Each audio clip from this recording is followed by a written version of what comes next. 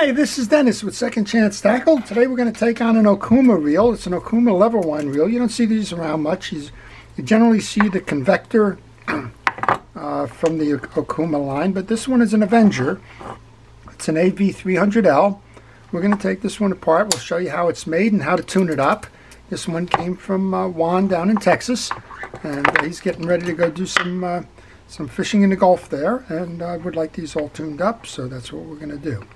I start by taking off the exterior pieces, which involves first the hold down cap for the nut that goes on to the handle that holds that on.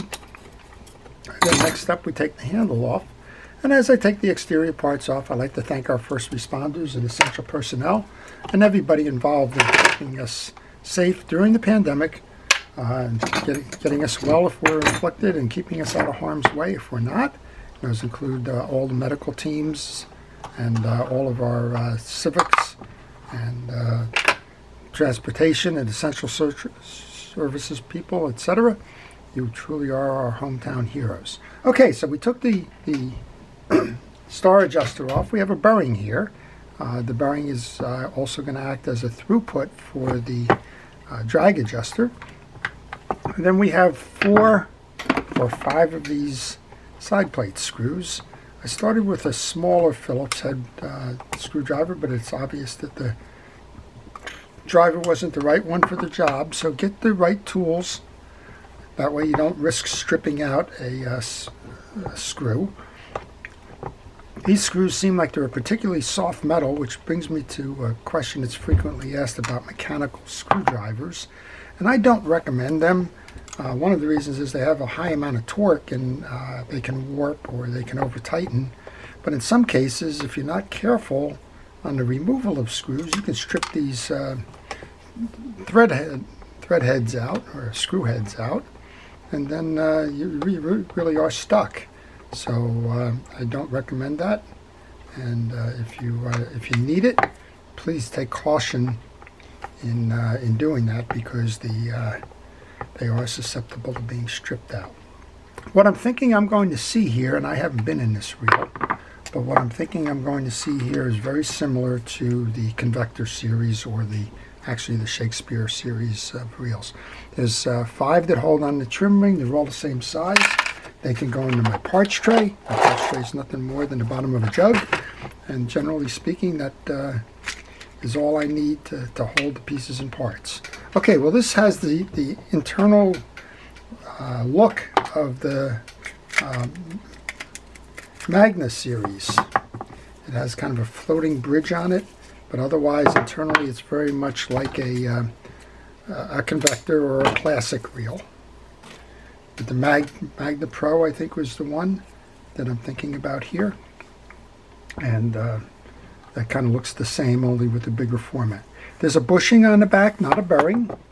You want to make sure that your spool is clean. It is.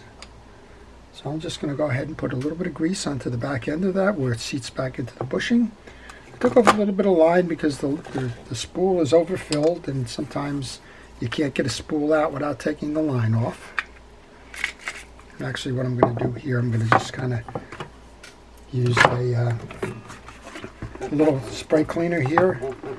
This is Purple Power, and it's available just about anywhere. It's a degreaser and cleaner, concentrated. Be careful with it if you do use it. I understand it contains some lye in it, so if you're susceptible to chemicals and the like, and one of the reasons I'm wearing my glove is I don't like getting chemicals like that on me. But if you find that you tend to break out in rashes with that, don't use that cleaner. Alright, well, let's go put it back on now. We just cleaned up a little bit of the dried glue that went on there, or dried glue, the old lubrications. And we can go ahead and reinstall the spool. And we can come back here. Now this side, I'm going to take that ring off because that ring just tends to get annoying. We'll put it back on later, put that in the parts tray. So we have a couple of different screws in here. They're all Phillips head. I don't think this bracket comes off here. We're losing our internals now. So the face screws, looks like there's 4 of them. And now I can go back to the smaller screwdriver for these. Let's go ahead and take these off. Now there should be, I'm thinking there's 3 of them that are holding it on because that's the way that the Classic goes. And that 4th one I'm thinking is the one that's holding the gear shaft on. So I believe the whole assembly is going to come off once I take this 3rd screw out here. Let's see if we just can't pass it through. Okay, so we need to take the 4th one off to get the main gear out and get this connector off.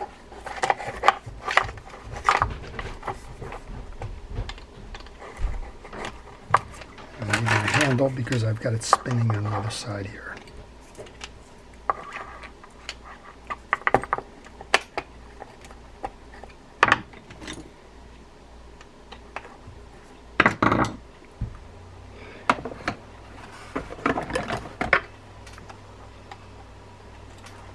There we go. So you need to be patient. You need to take your time when you're doing this. And you need to be aware of where you are in the process. So if you're not familiar with a reel like this, take pictures along the way. Use your cell phone camera. Use your video camera. Use a traditional camera. Whatever works best for you. But that way you're going to find the best way to take those pictures. Record what you're doing, and if you get stuck along the way, it shows you how to get unstuck. All those parts are going to go into my tray then. And here's the, as I mentioned, it kind of looks everything like the others. We have the anti-reverse that just kind of came off there. Here's our yoke and dog jack assembly, and this is our main gear here. So I'm going to take the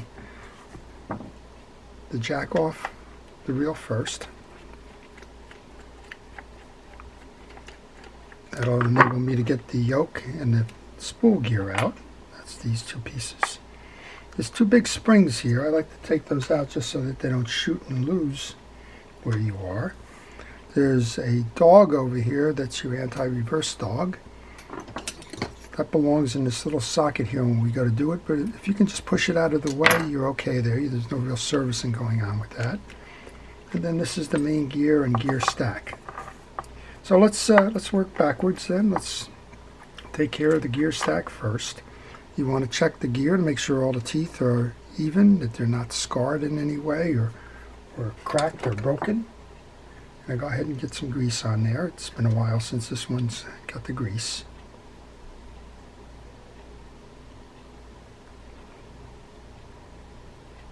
If you like these kinds of videos, I would ask you to go ahead and subscribe to my channel. I post all kinds of fishing reel videos and some fishing related topics, but mostly fishing repair, reel repair videos.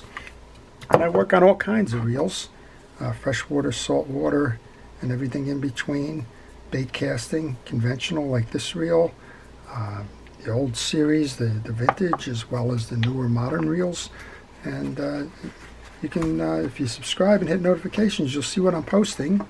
And then you can make a determination as to whether that's something you would find enjoyable to watch. And go ahead and view it if you think that that's something that would interest you. If you like the video, please indicate that.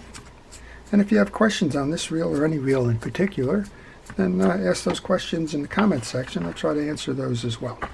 All right, so we're going to just get a little bit of grease back onto the yoke. Get the pinion gear or spool gear back on. And we can start to close this up a little bit. So we did the main gear, we greased it, we checked all the teeth. This is your drag stack. We're going to go ahead and grease them. These seem like an HT100 kind of drag. That's a pen drag. This is not a pen reel, but it kind of has that solid core with a fabric coating. So I'm going to use a Cal's Universal Drag Grease to just put a light coating on to keep them lubricated so that they don't dry out, stick to the metals, and then I wipe off the excess. So I dip it in my little grease container there, wipe it off with a paper towel, and then repeat. Notice that there's an eared washer here because it has the 2 studs in the circle hole. very common set up for most drag stacks, and that eared washer goes in the middle. That's the one that enables the drag washers to catch the main gear. Or the other two that are squared, they're called keyed washers, and they hold to the shaft, and when they're pressed down, all of them act in unison to put the pressure onto the reel. Okay, we took those springs. We're going to go ahead and put this in first. And then one of the things I like to do with this one, because it's like those other reels that I've talked about, is we're going to go back in now, and we're going to put the tension washer on the outside, the spacer, and the bearing, and then the star adjuster. And the reason I'm doing that is this reel tends to have a very a lot of free play in the back end of this assembly. So when you go to install the other pieces, unless that's being held close, you can see how it pops up and down. Unless that's being held close, it becomes problematic in terms of installing the other pieces. There's a spring on here now. It's connecting your anti-reverse dog to this little post here. So if you've knocked that spring out, if you're doing an assembly and trying to figure out where that all goes, it goes there and it goes in the hole of the dog. And then you can see there's a stud up top and there's a stud below on this this metallic assembly. You're just going to pull that all together, just like that. You're going to push it into the hole.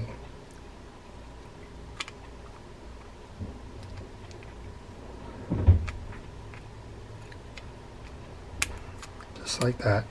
And that's going to set your dog spring. So that's the proper set for your dog. Now we're going to come back in and grab those two springs that go on the posts for your yoke. That yoke is called a yoke because it looks like an oxen's yoke.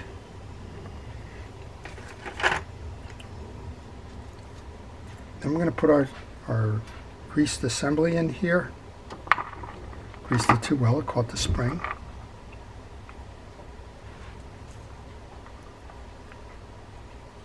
Push down on that to hold it in, and we can grab the jack assembly. And once you get that centered, if you're holding the jack like this, you're going to hold the rest of the assembly in place. And then we can grab that very small screw.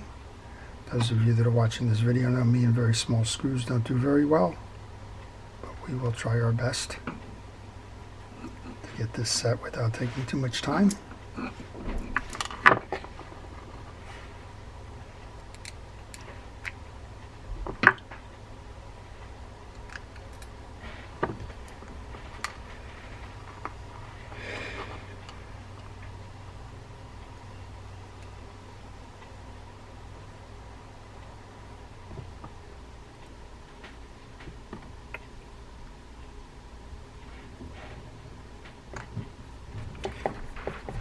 Alright, we'll just tighten that down.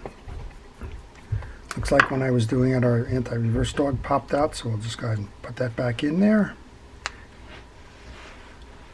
And this essentially is the setup then. And then we want to come back and we want to set all of this. So just like you took it out, if you took pictures, you'd remember exactly where these pieces go. Nice snap there for the main gear, making sure we're aligned with all of that. And the first one I want to grab is that main gear, because again, that has a lot of play in it, and I want to make sure that I get that set up properly so that nothing slips while I go to put the rest of this reel back together again.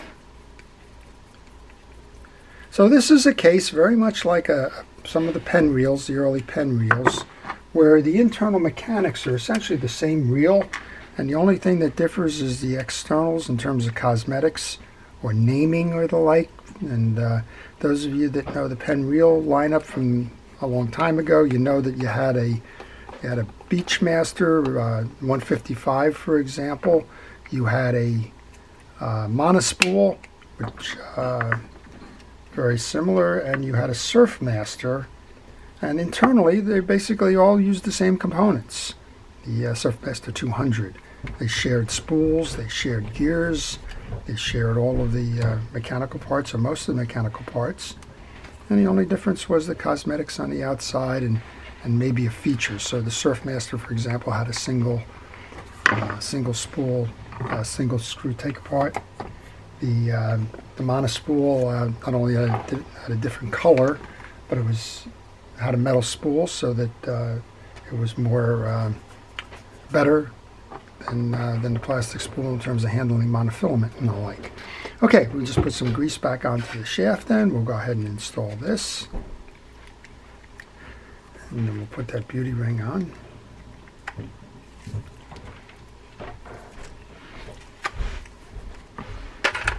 And that beauty ring just kind of slips under. Sometimes you can get this just to the right side of this. Pick it up and it goes in easier. But don't forget the trim ring.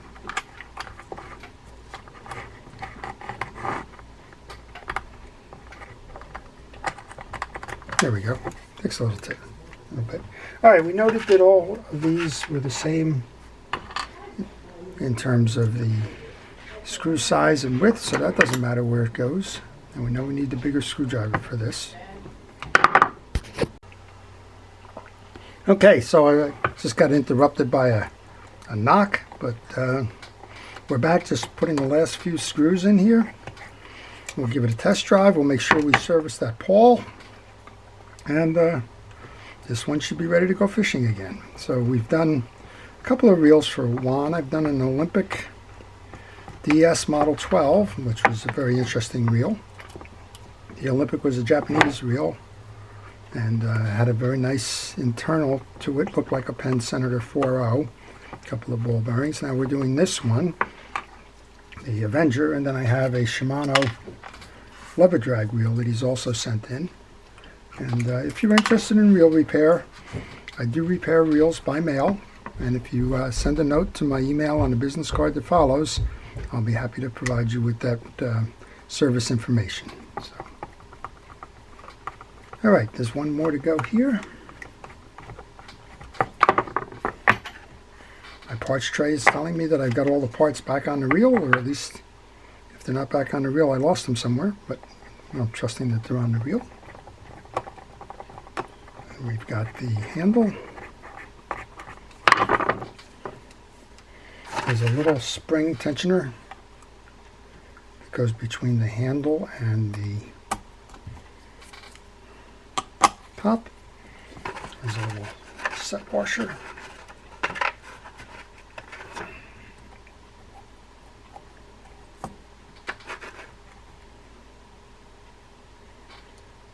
A little nut.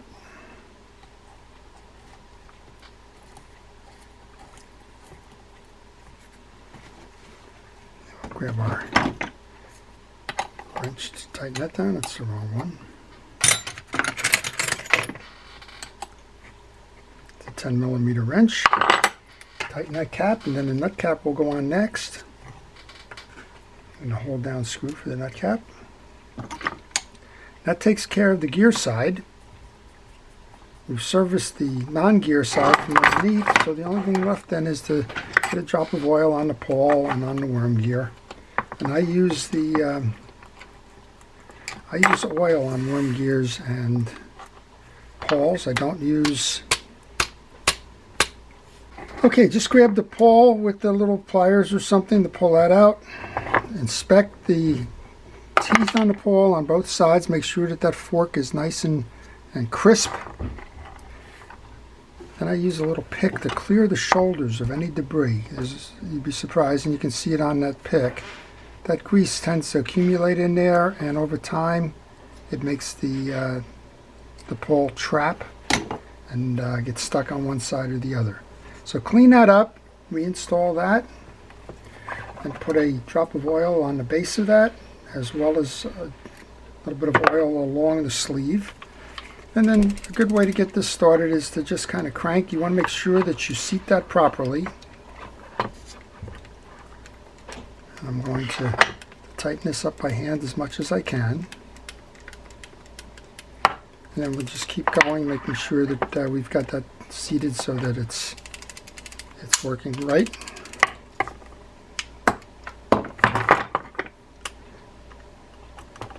There we go. That should be it. Nope, don't have the dry washers on. There we go. So that's it. That's the Okuma AV300L, very similar to the Okuma Mag Pro and the Classic series. And this one's ready to go fishing again. So I hope you've enjoyed it. And if you did, please like it. And again, if you have questions, please leave them in the comment section. I'll try to answer them for you. So this is Dennis with Second Chance Tackle. Have a great day.